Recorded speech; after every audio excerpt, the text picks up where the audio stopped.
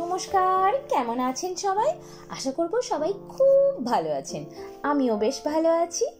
আপনাদের সকলকে আমার একটি নতুন ভিডিওতে অনেক অনেক ওয়েলকাম। আজকে আপনাদের সঙ্গে শেয়ার করব সবারই ফেভারিট চিলি চিকেন আর ফ্রাইড রাইসের রেসিপি। তার জন্য এখানে কিছুটা পরিমাণ বোনলেস চিকেন নিয়ে নিয়েছি।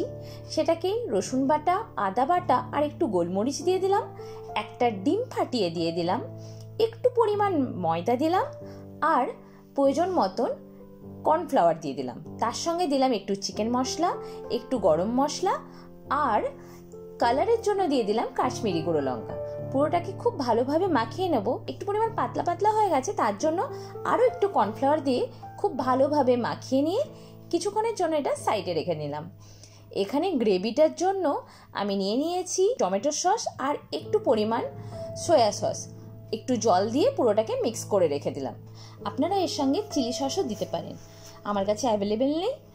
এরপর ফ্রাইড রাইসের জন্য খুব ভালোভাবে বাসমতি রাইস নিয়েছি। এখানে খুব ভালোভাবে ধুয়ে এটাকে কিছুক্ষণের জন্য জলে ভিজিয়ে রেখেছিলাম। এরপর ভাতটা হওয়ার জন্য এক সাইডে বসিয়ে দেবো, কারণ এটা 70% হওয়ার পর এটার পুরোটা জল ঝরে একটু ভালো ঝুরঝুরে হওয়ার জন্য বার করেও রাখতে হবে, তারপরেই ফ্রাইড রাইসটা করতে পারবো। ভাতটা বসিয়ে দেওয়ার পর এখানে কড়াই চাপিয়ে দিয়েছি, যার মধ্যে নিয়ে নিলাম রিফাইন অয়েল।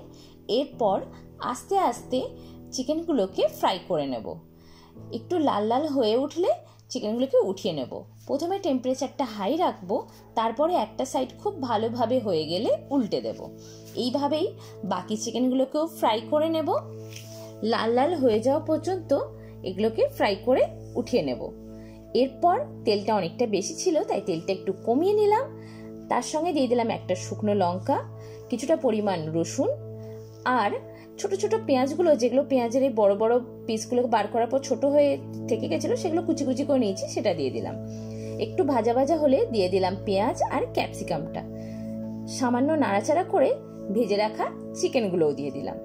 এরপর রেডি করে রাখা সসটা দিয়ে দেব একটু পরিমাণ মিষ্টির জন্য হানি। এরপর একটা বাটিতে 2 চামচের মতন কর্নফ্লাওয়ারকে গুলে নিয়ে খুব ভালোভাবে মিক্স করে নিয়ে এটাকেও দিয়ে দেব। দিয়ে একটু ফুটে উঠলেই আমাদের চিলি চিকেন রেডি হয়ে যাবে। খুবই চটজলদি রেডি হয়ে যাওয়া চিকেনের এই রেসিপিটি। এটা হচ্ছে সব থেকে তাড়াতাড়ি, একদম টাইম কম থাকলে আর খেতেও খুব ভালো হয়। রেডি হয়ে গেল চিলি চিকেন। এরপর ফ্রাইড রাইসটা করে নিচ্ছি। ভাতটা মোটামুটি 70%-এর চেয়ে বেশি রেডি হয়ে গেছে। এরপর তেলের মধ্যে দিয়ে দিলাম গোটা গরম মশলা, এলাচ, দারচিনি, লবঙ্গ, একটা তেজপাতা, একটু সাদা জিরে, কয়েকটা পরিমাণ রসুনকে কুচি করে নিয়েছি, কয়েকটা পেঁয়াজকে কুচি করে নিয়েছি, গাজর আর বিনকে ছোট ছোট করে কেটে নিয়েছি, এগুলো দিয়ে দেবো। তার সঙ্গে দিয়ে দিচ্ছি একটু পরিমাণ কাজু।